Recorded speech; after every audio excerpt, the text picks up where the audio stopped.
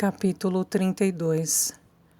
A pitoresca aldeia de Alkmaar, na costa noroeste da Holanda, virada para o Mar do Norte, é um ponto turístico popular. Mas há um bairro no setor leste que os turistas raramente visitam. Jeff Stevens ali estivera em férias, várias vezes, com uma aeromoça da KLM, que lhe ensinara a língua. Recordava-se muito bem da área, um lugar em que os residentes cuidavam de suas próprias vidas apenas e não se mostravam indevidamente curiosos em relação aos visitantes. Um lugar perfeito para se esconder. O primeiro impulso de Jeff fora levar Tracy correndo para um hospital, mas seria perigoso demais. Era também arriscado para ela permanecer em Amsterdã por mais um minuto sequer. Ele a envolvera em cobertores e a levara para o carro, onde ela permanecera inconsciente durante toda a viagem até Alkmaar. Sua respiração era ofegante e a pulsação irregular. Em Alkmaar, Jeff foi para uma pequena estalagem. O estalajadeiro observou curioso quando Jeff carregou Tracy para o quarto no segundo andar. Estamos em lua de mel, explicou Jeff. Minha esposa ficou doente. Um pequeno distúrbio respiratório. Precisa de repouso. Gostaria que eu chamasse um médico? O próprio Jeff não tinha certeza de qual era a resposta certa. Se houver necessidade, eu lhe direi. A primeira coisa que tinha de fazer era tentar baixar a febre de Tracy. Levou-a para a cama de casal no quarto e começou a tirar-lhe as roupas encharcadas de suor. Suspendeu-a para uma posição sentada e puxou o vestido pela cabeça. Os sapatos em seguida, depois a meia calça. O corpo de Tracy estava muito quente. Jeff molhou uma toalha com água fria e gentilmente banhou-a da cabeça aos pés. Cobriu-a com um cobertor e sentou-se ao lado da cama, prestando atenção à sua respiração. Se ela não estiver melhor pela manhã, decidiu Jeff, terei de chamar um médico. Pela manhã, as roupas de cama estavam novamente encharcadas. Tracy ainda se encontrava inconsciente. Mas Jeff teve a impressão de que sua respiração era um pouco mais fácil. Não queria permitir que a arrumadeira visse Tracy. Isso acarretaria perguntas demais. Em vez disso, pediu uma muda de roupa de cama e levou-a para o quarto. Tornou a lavar o corpo de Tracy com uma toalha úmida. Mudou a roupa da cama como vira enfermeiras fazerem em hospitais. Sem incomodar a paciente, tornou a cobri-la. Pondo um cartaz de favor não incomodar na porta, Jeff saiu à procura da farmácia mais próxima.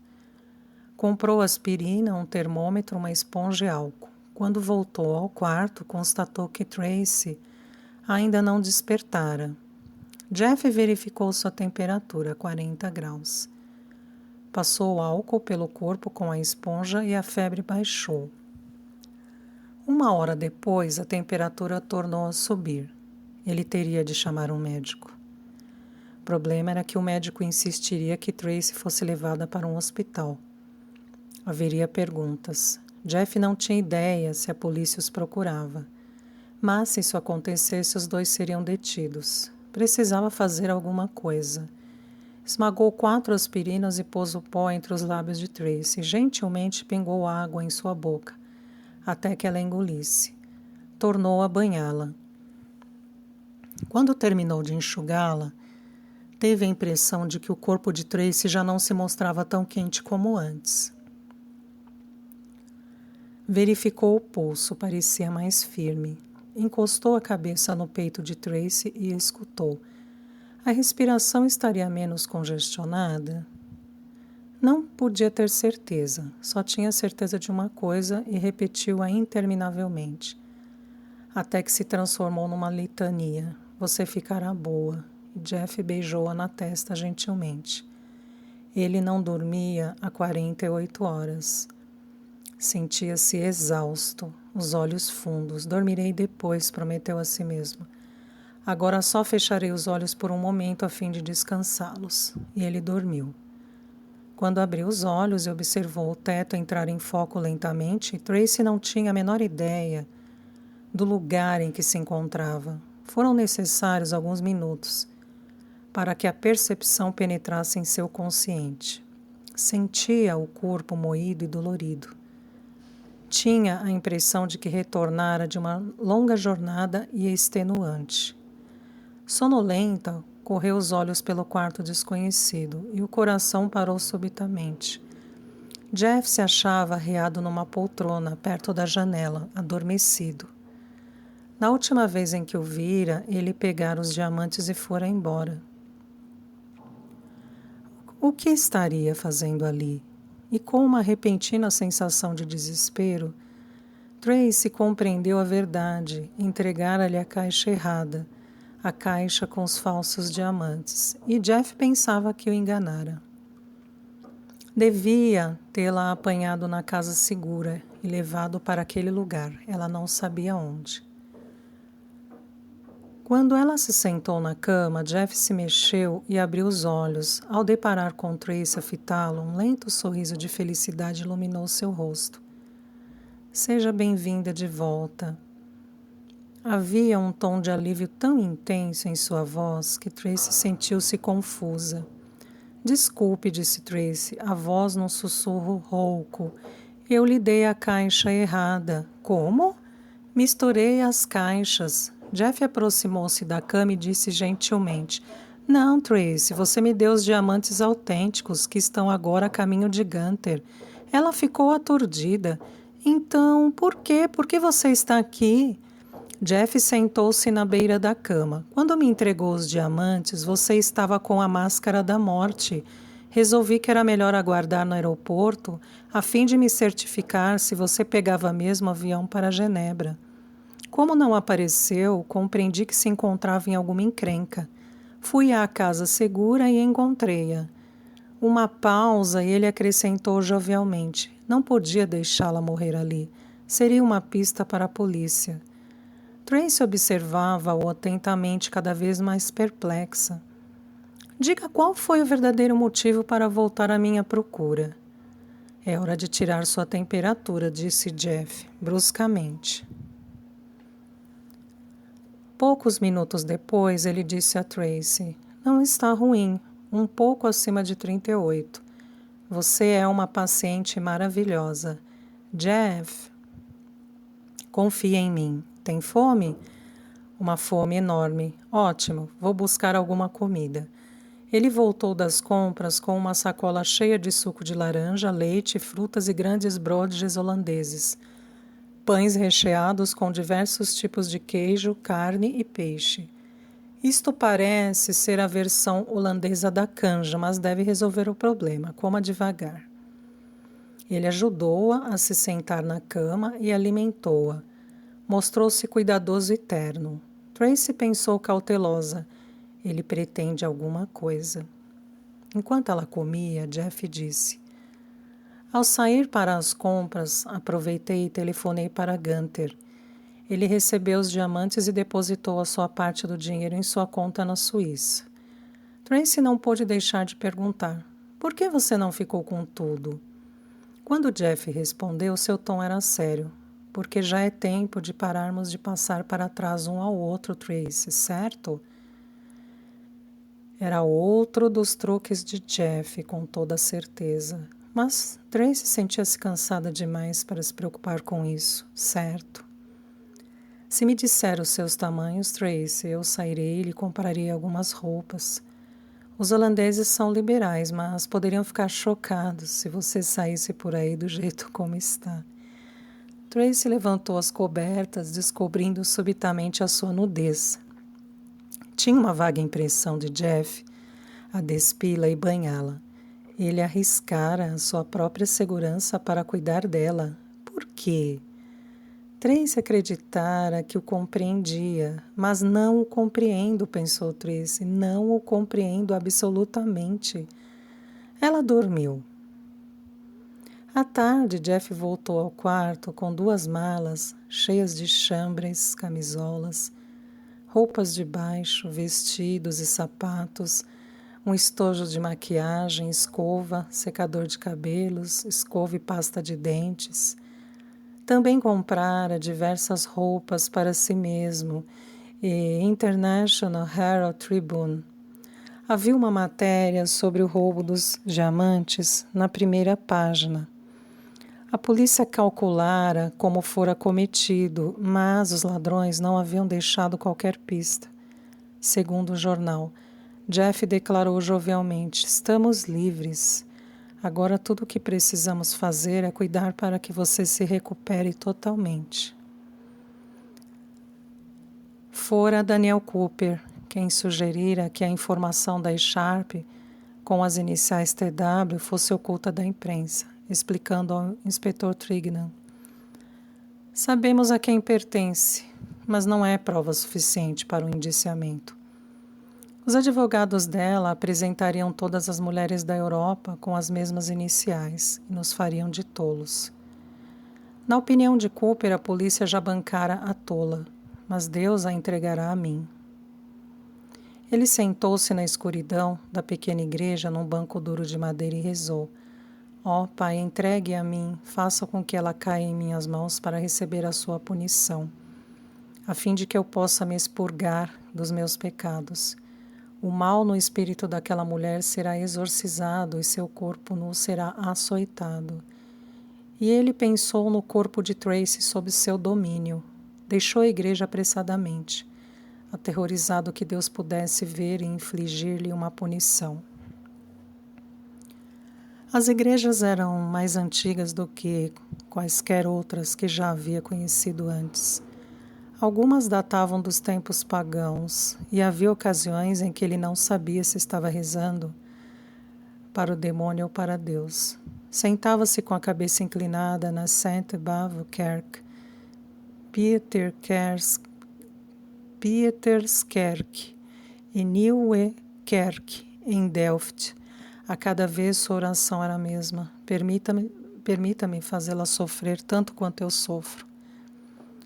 Já escurecera quando Tracy acordou, sentou na cama e acendeu o abajur na mesinha de cabeceira. Descobriu que se encontrava sozinha. Jeff se fora. Um sentimento de pânico invadiu-a. Deixara-se ficar dependente de Jeff. O que for um erro estúpido. Bem mereço a lição, pensou Tracy, amargurada. Confie em mim, dissera Jeff. E ela confiara. Ele só cuidara dela para se proteger, não por qualquer outro motivo. Chegara a acreditar que ele sentia alguma coisa por ela. Quisera acreditar nele, quisera sentir que significava alguma coisa para Jeff. Ela recostou-se no travesseiro e fechou os olhos pensando: sentirei saudade de Jeff. Deus me ajude, mas sentirei saudade dele. Deus lhe pregara uma peça cósmica, porque tivera de ser justamente ele. Mas o motivo não importava. Teria de fazer planos para sair dali o mais depressa possível, encontrar algum lugar em que pudesse se recuperar inteiramente, onde pudesse se sentir segura. Oh, sua maldita idiota, pensou ela, você... Ela ouviu o barulho da porta se abrindo e a voz de Jeff chamou: Está acordada, Trace? Trouxe alguns livros e revistas, achei que você poderia... Ele parou de falar abruptamente ao ver a expressão no rosto de Tracy. Ei, houve algum problema? Não há mais, murmurou Tracy, não há mais. A febre de Tracy desapareceu por completo. Na manhã seguinte, eu gostaria de sair, disse ela. Acha que podemos dar uma volta, Jeff? Despertaram curiosidade no saguão. O casal que possuía o hotel ficou deliciado com a recuperação de Tracy. Seu marido foi maravilhoso. Insistiu em fazer tudo pessoalmente. Estava muito preocupado. Uma mulher tem sorte em contar com um homem que a ama tanto. Tracy olhou para Jeff. Poderia jurar que ele corava. Lá fora ela disse: eles são ótimos. Sentimentais demais, resmungou Jeff. Jeff providenciou uma cama de lona para dormir ao lado de Tracy. Naquela noite, deitada na cama, Tracy lembrou-se novamente como Jeff a cuidara, atender a todas as suas necessidades, banhara seu corpo nu. Sentia-se intensamente consciente da presença de Jeff, dava-lhe a sensação de estar protegida e deixava-a nervosa. Gradativamente, à medida que se tornava mais forte, Tracy e Jeff passavam mais tempo explorando a exótica cidadezinha. Iam até o Alkmaar-der-Meer, percorrendo as ruas sinuosas, calçadas de pedras, que datavam da Idade Média. Passeavam por horas nos campos de tulipas, nos arredores da cidade. Visitavam o mercado de queijos e a velha casa de peso. Vagueavam pelo museu municipal. Para surpresa de Trace, Jeff conversava com os habitantes em holandês. Onde aprendeu a língua? Quando namorei uma holandesa. Tracy se arrependeu de ter perguntado. Enquanto os dias transcorriam, o corpo jovem e saudável de Tracy foi se curando. Quando achou que ela já estava bastante forte, Jeff alugou bicicletas e visitaram os moinhos de vento que pontilhavam os campos. Cada dia era um feriado maravilhoso e Tracy não queria que aquilo acabasse. Jeff era uma constante surpresa. Tratava com uma preocupação e ternura que dissipavam as defesas dela contra ele, mas ao mesmo tempo não fazia qualquer avanço. Ele era um enigma para Tracy. Ela pensava nas lindas mulheres com quem o vira e tinha certeza de que Jeff poderia ter qualquer delas no momento em que quisesse. Por que então ficava com ela naquele cantinho perdido do mundo? Tracy descobriu-se a falar sobre coisas que pensara que jamais conversaria com alguém. Contou a Jeff sobre Joe Romano, Tony Orsatti, Ernestine Little Chap, Big Bertha e a pequena Amy Brannigan. Jeff se mostrou alternadamente indignado, consternado e compadecido. Jeff falou sobre a madrasta e o tio Willie, sobre os seus dias no parque de diversões, o casamento com Louise. Tracy nunca se sentira tão íntima de alguém. E subitamente era o momento de ir embora. Jeff anunciou uma manhã. A polícia não está à nossa procura, Tracy. Acho que devemos partir. Ela sentiu uma pontada de desapontamento. Tem certeza? Quando? Amanhã. Tracy assentiu. Farei as malas pela manhã. Tracy ficou acordada naquela noite, incapaz de dormir.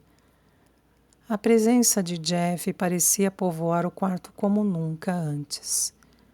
Aquele fora um período inesquecível em sua vida e agora chegava ao fim. Ela olhou para a cama de lona em que Jeff estava deitado. Está dormindo, Jeff? Não.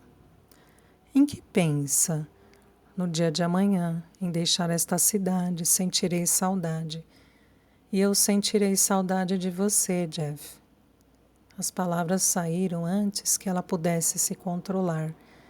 Jeff sentou-se lentamente e olhou para ela. Quanto? Muita. Um momento depois, ele se achava ao lado da cama grande. Trace. Psst, não fale, apenas me abrace. E aperte com força. Começou devagar, um contato suave, carícia, sensação, exploração dos sentidos, e foi se desenvolvendo e aumentando para um ritmo frenético, até se tornar uma sensação de prazer, desvairado e selvagem. Jeff acariciava e arremetia, enchia-a de prazer. Ela sentia vontade de gritar com alegria insuportável. Ela se achava no centro de um arco-íris, sentia-se arrebatada por um maremoto que a elevava mais e mais. Houve uma súbita explosão de prazer e seu corpo começou a tremer. Gradativamente, a tempestade se desvaneceu. Tracy fechou os olhos, sentiu os lábios de Jeff descerem por seu corpo até o próprio centro de seu ser. Foi envolvida por outra onda impetuosa de sensação indescritível. Ela puxou Jeff contra si, sentindo o coração dele bater contra o seu. Comprimiu-se contra ele, mas ainda não podia chegar bastante perto. Desceu para o pé da cama, os lábios roçando pelo corpo de Jeff em beijos suaves, ternos, subindo devagar. Depois, Jeff rolou por cima dela e tudo recomeçou, mais excitante do que antes. Tracy pensou, agora eu sei, pela primeira vez eu sei, mas devo lembrar que é apenas por esta noite, um maravilhoso presente de despedida. E durante toda a noite eles fizeram amor, conversaram sobre tudo e sobre nada. Era como se portas há muito tempo trancadas se abrissem para os dois. Ao amanhecer, quando os canais começavam a cintilar com o dia que raiava, Jeff disse: "Case-se comigo, Tracy." Ela tinha certeza de que entendera errado, mas as palavras tornaram a soar. Tracy sabia que era loucura e impossível, nunca poderia dar certo. Mas era delirantemente maravilhoso, e é claro que daria certo. E ela sussurrou: "Está bem." Tracy começou a chorar aconchegada na segurança dos braços de Jeff. "Nunca mais me sentirei solitária", pensou Tracy. "Pertencemos um ao outro. Jeff é parte de todos os meus amanhãs." O amanhã chegara. Muito tempo depois, Tracy perguntou: "Quando você soube, Jeff?" "Quando a vi naquela casa e pensei que fosse morrer. Fiquei meio louco."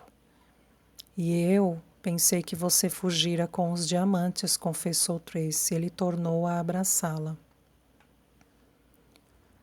"O que fiz em Madrid não foi pelo dinheiro, Tracy. Foi pelo desafio. Não é por isso que nós dois estamos no ofício? Você recebe um quebra-cabeça que aparentemente não tem solução. E começa a especular se, na verdade, não haverá algum modo de resolvê-lo." Tracy assentiu: "É isso mesmo. A princípio era porque eu precisava do dinheiro.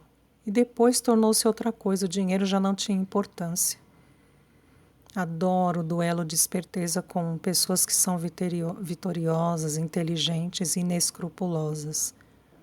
Adoro viver na corda bamba do perigo." Depois de um silêncio prolongado, Jeff disse: "Tracy, estaria disposta a renunciar a tudo isso?" Ela ficou perplexa. "Renunciar? Por quê?" "Estávamos antes por conta própria, cada um por si. Agora tudo mudou. Eu não poderia suportar se alguma coisa acontecesse. Por que correr mais riscos? Temos todo o dinheiro que jamais precisaremos. Por que não nos consideramos aposentados?" "O que faríamos, Jeff?" Ele sorriu. "Pensaremos em alguma coisa. Falando sério, querido, como passaríamos a vida?" "Faríamos qualquer coisa que quiséssemos, meu amor. Viajaríamos, cuidaríamos de hobbies. Sempre fui fascinado pela arqueologia. Gostaria de realizar uma escavação na Tunísia. Poderíamos financiar nossas próprias escavações. Conheceríamos o mundo inteiro. Parece excitante." "E então, o que me diz?" Tracy contemplou em silêncio por um longo tempo. E depois disse suavemente: "Se é isso que você quer."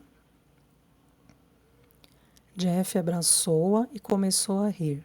"Não deveríamos fazer um comunicado formal à polícia?" Tracy acompanhou no riso. O telefonema de Gunther Hertog chegou no dia seguinte, quando Jeff se achava ausente. "Como está se sentindo?" perguntou Gunther. "Maravilhosamente", respondeu Tracy. Gunther telefonara todos os dias, depois que soubera o que acontecera com ela. Tracy resolveu não contar a ele, por enquanto, a sua decisão e de Jeff se casarem, abandonando tudo. Queria guardar para si mesma, por mais algum tempo, aprofundar a ideia e acariciar a perspectiva. Você e Jeff estão se dando bem? Ela sorriu. Estamos nos dando até bem demais. Aceitariam trabalharem juntos de novo? Agora, Tracy tinha de lhe contar. Gunther, nós estamos deixando. Houve um momento de silêncio. Não estou entendendo. Jeff e eu vamos, como se dizia nos filmes antigos de James Cagney, seguir por uma vida honesta. Hã? Mas por quê? Foi ideia de Jeff e eu concordei. Nada mais de fiscos. E se eu dissesse que o trabalho que tenho vale $2 milhões e não envolve riscos? Eu riria muito, Gunther. Estou falando sério, minha cara. Viajariam para Amsterdã, que fica a apenas 1 hora de carro do lugar em que estão agora e... Terá de encontrar outra pessoa, Gunther. Ele suspirou. Infelizmente, não há mais ninguém que possa cuidar disso. Pode, pelo menos, discutir a possibilidade com Jeff? Está certo, mas não vai adiantar. Ligarei de novo esta noite. Quando Jeff voltou, Tracy relatou a conversa. Não disse a ele que estamos nos tornando cidadãos respeitadores das leis? Claro, querido, e disse também que ele procurasse outra pessoa, mas ele não quer. Insiste que precisa de nós, Jeff. Disse que não há qualquer risco e que poderíamos ganhar $2 milhões por um pequeno esforço. O que significa que ele pense em alguma coisa tão bem guardada quanto Fort Knox. Ou o Prado, acrescentou Tracy maliciosamente. Jeff sorriu. Foi um plano sensacional, amor. E quer saber de uma coisa? Acho que foi então que comecei a me apaixonar por você. E acho que comecei a odiá-lo quando você roubou o meu Goya. Seja justa, protestou Jeff. Começou a me odiar muito antes disso. Tem razão. O que diremos a Gunther? Você já disse tudo a ele, não estamos mais nesse ofício. Não deveríamos, pelo menos, ouvir o que ele está pensando? Tracy, concordamos que... Vamos, de qualquer maneira, passar por Amsterdã? Vamos sim, mas, enquanto estamos lá, querido, por que não ouvimos o que ele tem a dizer? Jeff estudou-a com uma expressão desconfiada. Você quer fazer o trabalho, não é mesmo? Claro que não. Mas não há mal algum em ouvir o que ele tem a dizer. Eles foram de carro para Amsterdã no dia seguinte e hospedaram-se no Amstel Hotel. Gunther Hertog veio de avião de Londres para encontrá-los. Conseguiram dar um jeito de sentar juntos como turistas casuais, numa lancha Pias Motor deslizando pelo rio Amstel. Fico muito satisfeito por saber que vocês vão casar, comentou Gunther. Meus parabéns. Obrigada, Gunther. Tracy sabia que ele era sincero. Respeito o desejo de vocês se aposentarem. Mas deparei com uma situação tão singular que achei que deveria contar-lhes. Pode ser um canto de cisne dos mais gratificantes. Estamos escutando, disse Tracy. Gunther inclinou-se para a frente e começou a falar em voz baixa. No final ele disse $2 milhões se encontrarem um meio de executar o golpe. É impossível, declarou Jeff, taxativamente. Mas Tracy não escutava, absorvida em imaginar como poderia se fazer. A chefatura de polícia de Amsterdã na esquina da Marnixstraat e Elandsgraat, é um prédio gracioso de 5 andares, com um corredor branco comprido no térreo e uma escada de mármore levando aos andares superiores. A Gemeente Politie estava em conferência numa sala de reuniões no andar de cima. Havia 6 detetives holandeses. O único estrangeiro era Daniel Cooper. O inspetor Joop van Duren era um gigante, maior do que a vida, com um rosto carnudo, adornado por um enorme bigode e uma voz tonitruante. Estava se dirigindo a Tom Williams, o eficiente comissário-chefe da força policial da cidade. Tracy Whitney chegou a Amsterdã esta manhã, comissário. A Interpol tem certeza de que ela é a responsável pelo roubo dos diamantes da De Beers. E o Sr. Cooper aqui acha que ela voltou à Holanda para cometer outro crime. O comissário Williams virou-se para Cooper. Tem alguma prova disso, Sr. Cooper? Daniel Cooper não precisava de prova.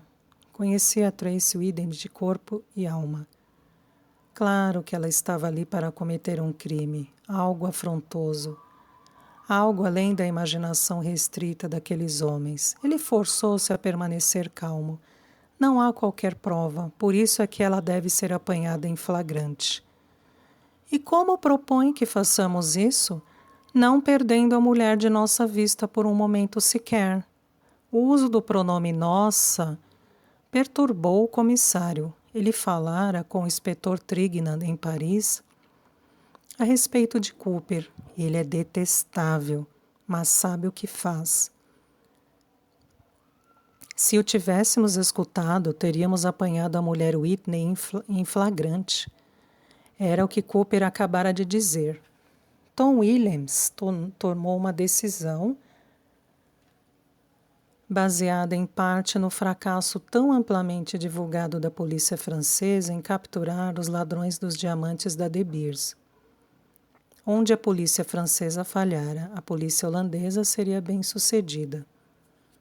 Muito bem, disse o comissário. Se essa mulher veio à Holanda para testar a eficiência de nossa polícia, vamos atendê-la. Ele virou-se para o inspetor Van Duren e acrescentou: tome todas as providências que julgar necessárias. A cidade de Amsterdã se divide em 6 distritos policiais, cada um responsável por um território específico. Por ordens do inspetor Joop van Duren, os limites foram ignorados e detetives de diferentes distritos foram designados para as equipes de vigilância. Quero que ela seja vigiada 24 horas por dia. Não a percam de vista por um só instante. O inspetor Van Duren virou-se para Daniel Cooper. Está satisfeito, Sr. Cooper? Não, enquanto não a pegarmos. Vamos agarrá-la, garantiu o inspetor. Nós nos orgulhamos de ter a melhor polícia do mundo, Sr. Cooper. Amsterdã é um paraíso dos turistas, uma cidade de moinhos de vento. Represas e diques, casas de frontões se inclinando umas para as outras, ao longo de uma rede de canais arborizados, cheio de barcos-casas enfeitados, com vasos de gerânios e outras plantas, as roupas tremulando a brisa em varais. Os holandeses eram as pessoas mais cordiais que Tracy já conhecera. Eles parecem muito felizes, comentou ela. Não se esqueça de que eles formam o povo da flor original, o povo das tulipas. Tracy riu e passou o braço pelo de Jeff. Sentia uma alegria intensa por estar em sua companhia. Ele é maravilhoso. E Jeff, contemplando-a, pensou: sou o homem mais afortunado do mundo. Tracy e Jeff realizaram todos os passeios que se esperava dos turistas. Vaguearam pela Albert-Kuipstraat, O mercado ao ar livre que se estende por sucessivos quarteirões com barracas de antiguidades, frutas e hortaliças, flores e roupas. Foram à Praça da Represa, onde jovens se reuniam para escutar os cantores itinerantes e os conjuntos punk. Visitaram Volendam, a antiga e pitoresca aldeia de pescadores no Zuiderzee, assim como o Madurodam, que é a Holanda em miniatura. Ao passarem pelo movimentado aeroporto Schiphol, Jeff comentou: "Não faz muito tempo e toda esta terra que o aeroporto ocupa agora pertencia ao Mar do Norte." Schiphol significa cemitério de navios. Tracy aconchegou-se mais perto dele. "Estou impressionada. É ótimo estar apaixonada por um homem tão inteligente." "Ainda não viu nada. Saiba que 25% da Holanda são de terras roubadas do mar. O país inteiro se encontra 5 metros abaixo do nível do mar." Parece assustador. Mas não há motivo para se assustar. Estamos absolutamente seguros, enquanto o garotinho mantiver o dedo no buraco do dique. Por toda a parte a que iam, Tracy e Jeff eram seguidos pela Gemeente Politie. A cada noite, Daniel Cooper estudava os relatórios escritos encaminhados ao inspetor Van Duren. Nada havia de insólito, mas nem por isso as suspeitas de Cooper se atenuavam. "Ela está empenhada em alguma coisa", ele dizia a si mesmo, "alguma coisa grande. Será que ela sabe que está sendo seguida? Será que sabe que eu vou destruí-la?" Até onde os detetives podiam calcular, Tracy Whitney e Jeff Stevens não passavam de meros turistas. O inspetor Van Duren disse a Cooper: "Não é possível que tenha se enganado? Eles podem ter vindo à Holanda só para passearem." "Não", insistiu Cooper obstinado. "Eu não estou enganado. Continuem a vigiá-la." Ele tinha um pressentimento de que o tempo se esgotava, que a vigilância policial poderia ser cancelada em breve, se Tracy Whitney não fizesse alguma coisa logo. Mas a vigilância devia continuar, e Cooper juntou-se aos detetives que mantinham Tracy sob observação. Tracy e Jeff tinham quartos contíguos no Amstel. "Em nome da respeitabilidade", explicara Jeff a Tracy, "mas não deixarei que fique longe de mim." "Promete?" Todas as noites Jeff ficava com ela até o amanhecer. Ele era um amante múltiplo, ora terno, ora impetuoso. "É a primeira vez que descubro para que serve meu corpo", sussurrou Tracy. "Obrigada, meu amor." "O prazer é todo meu, só a metade." Eles vagueavam pela cidade, aparentemente a esmo. Almoçavam no Excelsior do Hotel de l'Europe e jantavam no Belvedere. Comeram todos os 22 pratos servidos no Bali indonésio. Tomaram uma Worstensoep, a famosa sopa de ervilha da Holanda. Provaram a rootspot de batatas, cenouras e cebolas.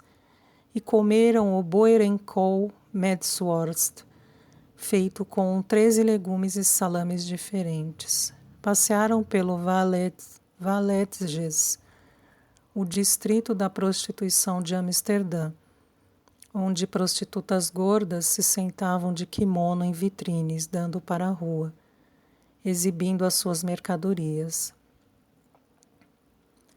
Todas as noites, o relatório por escrito, apresentado ao inspetor Job Van Duren, terminava com o mesmo registro: "Nada de suspeito." "Paciência", dizia Daniel Cooper a si mesmo, "paciência."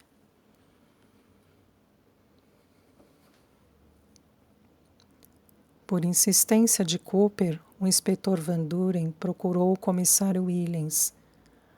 solicitando permissão para colocar artefatos eletrônicos de escuta nos quartos do hotel, ocupados pelos 2 suspeitos. A permissão foi negada. Quando houver provas mais concretas por trás das suspeitas, declarou o comissário, volte a me falar. Até lá não posso permitir que escutem secretamente pessoas que no momento só são culpadas de visitarem a Holanda como turistas. Essa conversa ocorreu na sexta-feira. Na manhã de segunda-feira, Tracy e Jeff foram a Paulus Potter Straat, em Koster, o centro de diamantes de Amsterdã, a fim de visitarem a fábrica de lapidação. Daniel Cooper integrava a equipe de vigilância. A fábrica estava apinhada de turistas. Um guia, falando inglês, conduziu-os pela fábrica, explicando cada operação no processo de lapidação. Ao final do passeio, ele levou o grupo para uma enorme sala de exposição, as paredes ocupadas por uma ampla variedade de diamantes à venda. É claro que esse era o motivo maior para oferecer a excursão pelas instalações. No centro da sala havia uma caixa de vidro dramaticamente montada sobre um pedestal alto e preto, contendo o diamante mais espetacular que Tracy já vira. O guia anunciou orgulhosamente: eis aqui, senhoras e senhores, o famoso diamante Lucullan, sobre o qual todos já leram. Foi outrora adquirido por um autor de teatro para sua esposa estrela de cinema. Está avaliado em 10 milhões de dólares. É uma pedra perfeita, um dos melhores diamantes do mundo. Deve ser um alvo e tanto para ladrões de joias, comentou Jeff em voz bem alta. Daniel Cooper adiantou-se para poder ouvir melhor. O guia sorriu indulgentemente. Name here. Ele acenou com a cabeça para o guarda armado parado ali perto. Esta pedra é mais atentamente vigiada do que as joias na Torre de Londres. Não há qualquer perigo. Se alguém tocar no vidro, soa um alarme. E todas as janelas e portas nesta sala se fecham automaticamente. À noite, fachos eletrônicos são ligados. Se alguém entra na sala, soa um alarme na chefatura de polícia. Jeff olhou para Tracy e disse: acho que ninguém jamais roubará esse diamante. Cooper trocou um olhar com um dos detetives. Naquela tarde, o inspetor Van Duren recebeu um relato da conversa. Tracy e Jeff visitaram o Rijksmuseum no dia seguinte. À entrada, Jeff comprou uma planta do museu. Ele e Tracy atravessaram o vestíbulo para a galeria de honra, cheia de quadros angélicos, Morífios, Rubens, Van Dycks e Tiepolo. Foram andando devagar, parando diante de cada quadro. A seguir se dirigiram para a sala da vigília noturna, onde estava pendurado o mais famoso quadro de Rembrandt. Ali pararam. A atraente polícia que os seguia, Fienhauer, pensou: oh, Deus, não. O título oficial do quadro era A Companhia do Capitão Franz Banning Koch e do Tenente William van Ruitenburg. Com extraordinária nitidez e composição, mostrava um grupo de soldados preparando-se para entrar de vigília, sob o comando do seu capitão pitorescamente uniformizado. A área em torno do quadro estava cercada por cordas de veludo e um guarda se postava próximo. É difícil acreditar, comentou Jeff para Tracy, mas Rembrandt sofreu o diabo por causa desse quadro. Mas por quê? É um quadro fantástico. Seu cliente, o capitão no quadro, não gostou da atenção que Rembrandt dispensou às outras figuras. Jeff virou-se para o guarda e acrescentou: espero que o quadro esteja bem protegido. Ja, hier. Quem tentasse roubar alguma coisa deste museu teria que passar por fachos eletrônicos, câmeras de segurança e à noite 2 guardas com cachorros. Jeff sorriu suavemente. Acho que este quadro ficará aqui para sempre. No fim da tarde, a conversa foi relatada a Van Duren. A vigília noturna, exclamou ele. Alsjeblieft, impossível. Daniel Cooper limitou-se a fitá-lo com seus olhos míopes. No centro de convenções de Amsterdã, havia uma reunião de filatelistas. Tracy e Jeff foram dos primeiros a chegar. O salão estava muito bem vigiado, pois muitos dos selos eram extremamente valiosos. Cooper e um detetive holandês ficaram observando enquanto os dois visitantes vagueavam pela coleção de selos raros. Tracy e Jeff pararam diante do Guiana Britânica, um selo hexagonal magenta, sem nada de atraente. Que selo horrível, comentou Tracy. Não se deixe impressionar por isso, querida. É o único selo de seu tipo no mundo. Quanto vale? $1 milhão. A atendente balançou a cabeça. É verdade, senhor. A maioria das pessoas não imagina ao olhar para este selo. Mas vejo que ama os selos, senhor, tanto quanto eu. A história do mundo está neles. Tracy e Jeff se deslocaram para o mostruário seguinte, que exibia um Jenny invertido, com um avião voando de cabeça para baixo. Esse é muito interessante, disse Tracy. O atendente ao lado do mostruário disse, vale... Jeff não deixou completar informando, em torno de $75 mil. Exatamente, senhor. Eles passaram para um missionário havaiano azul de 2 centes. Este vale $250 mil, disse Jeff a Tracy. Cooper estava agora logo atrás deles, misturando-se com a multidão. Jeff apontou para outro selo. Este é muito raro, o selo postal de um penny de Mauritius. Em vez de postpaid, porte pago, algum gravador distraído escreveu post office, agência postal. Vale uma porção de pence hoje. Todos parecem muito pequenos e vulneráveis, comentou Tracy, e fáceis de levar. O guarda ao lado sorriu. Um ladrão não iria longe, moça. Todas as caixas estão protegidas eletronicamente e guardas armados patrulham o centro de convenções dia e noite. É um grande alívio saber disso, murmurou Jeff. Nenhum cuidado é demais hoje em dia, não é mesmo? Naquela tarde, Daniel Cooper e o inspetor Joop Van Duren foram juntos falar com o comissário Williams. Van Duren pôs os relatórios sobre a vigilância na mesa do comissário e depois esperou.